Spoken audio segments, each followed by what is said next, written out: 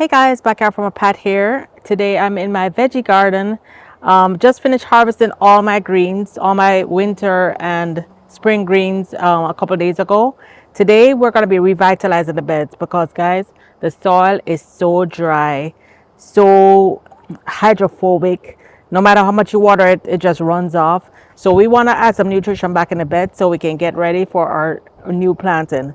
I'll be doing a video within the next day or two showing you everything that I'm planting for the summer, guys. I have so much going in. Anyway, guys, today it's all about the soil. So let's go ahead and get started revitalizing the soil.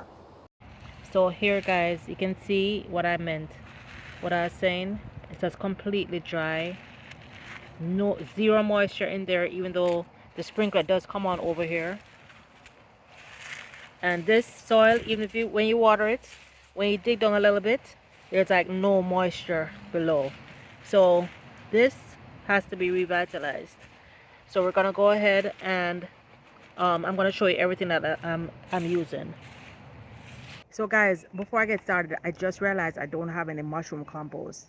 I've been using mushroom compost in my garden. I just started recently, I would say the past few months, but I can already see a big difference. And I can, now that I've done some more research on mushroom compost, guys, that is going to be another game changer, especially when you're switching over from one crop to the next and you want to revitalize the soil.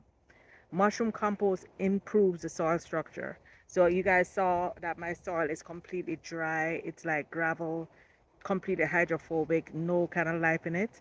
Mushroom compost is going to bring that life back in. It's going to improve your soil structure. It's going to improve the water retention, which is critical. I mean, right now, guys, it is, we're just about to go into May, and it is so hot. It is so hot, guys, and I can't even imagine the heat index. I can't even imagine what it's going to be like. So, guys, also mushroom compost has a lot of nutrients in it. So it's going to improve the nutrients that are in the soil. Not only that, guys, earthworms love mushroom compost. I didn't even know that. So earthworms love mushroom compost. So adding the compost not only is going to improve the soil, but it's going to attract more earthworms. And guys, you know, when you attract more earthworms, that means more earthworm castings or more earthworm poop. And that takes me to the second thing that you guys know. I've been talking about earthworm castings for the past couple of years. Absolutely love it. Absolutely makes a massive difference in my garden. Um, Earthworm castings also improves the soil structure, also improves the water retention, and as far as I'm concerned, that's earthworm castings is like the ultimate game changer in my garden. And earthworm castings also actually feeds the other microbes and microorganisms that's in the soil. It improves the aeration in the soil. So earthworm castings, guys, overall is a huge win-win in your veggie garden. For earthworm castings, you can use, they said up to, some people plant directly into earthworm castings. Based on the cost, guys, I can't afford to put that much earthworm castings in. So I normally just lightly scatter earthworm castings across the top of the soil.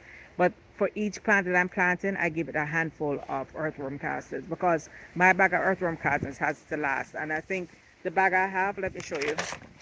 The bag I have here is a pure wiggle worm, pure worm castings, organic fertilizer.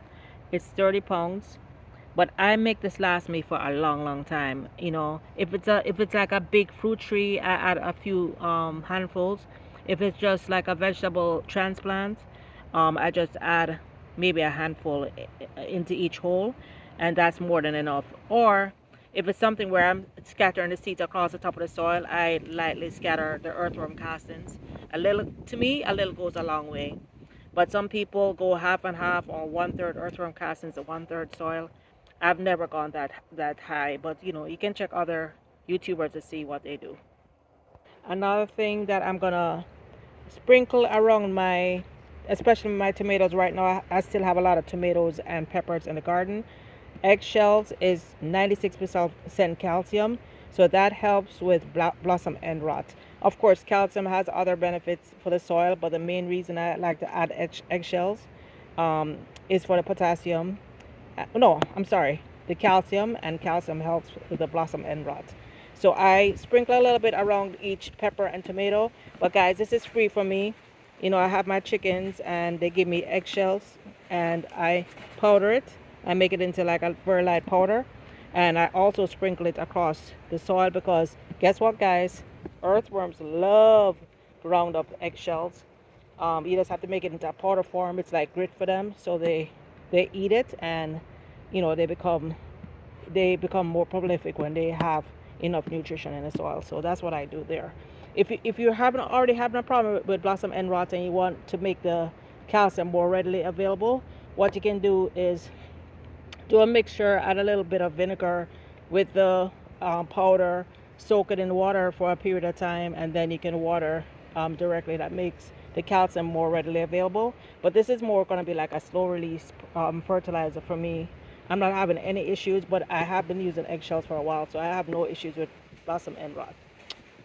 Coffee grounds, also guys, this is free for me. I just save my coffee grounds every time me and my husband make coffee. Coffee is not only high in nitrogen. I know a lot of people think coffee is all nitrogen. It has potassium, it has phosphorus, it has magnesium, it has a ton of other micronutrients, guys. So you can add your coffee grounds to your bed. I never add more than scattering it across the top and mixing it in. You can add up to 20-25%. I never ever do that. If you're doing that, of course, compost it first. I'm not composting this, but I'm only using it very lightly. Been doing it for a while, but ideally you want to compost coffee grounds first before putting it in a bed. And then another amendment I'm using that's also free. These are ashes from my wood burning fireplace that I have inside the house.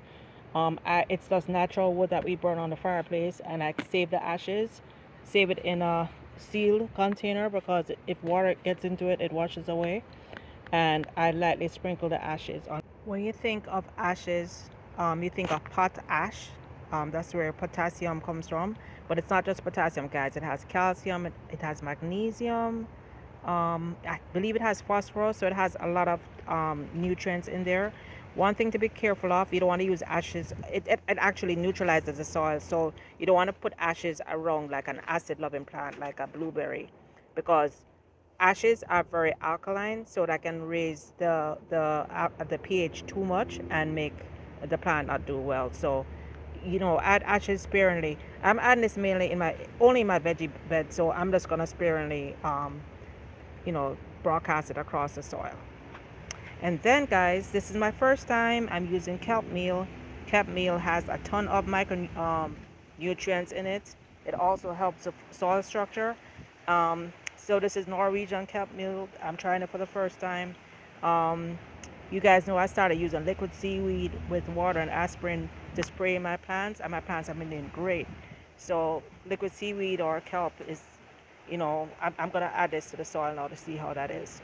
And then what I'm doing, guys, for the ratios of, so all of these that are here, I'm just lightly broadcasting. The kelp meal is actually, because of the cost of the kelp meal and the worm castings, I use that more sparingly, and I'm probably going to put the kelp meal in each planting hole instead of just broadcasting, guys, because I can't afford to, I don't have that kind of money, because I think this was like maybe $20. Don't hold me to it. I don't remember how much I paid for it. And this is a 5-pound bag, but I have a lot of garden space, so I need to make sure that this 5 pounds is enough for my entire garden. So that's what I'm gonna do. And then, guys, lastly, I'm trying this black cow organic raised bed mix for the very first time. I used to use black cow manure years ago. Having that issue with the cows eating grass that had a certain chemical and it caused people's beds to die. So I haven't used black cow in years. However, the people at Ace were like raving about this, so I said, you know what, let me try it. So this is black cow raised bed mix. I also have the potting and garden soil that I'm gonna. It's made processed forest products, peat, rice hulls, and or compost. Canadian sphagnum peat moss, ground dolomite limestone, and worm castings. So we'll see. We'll see how it goes.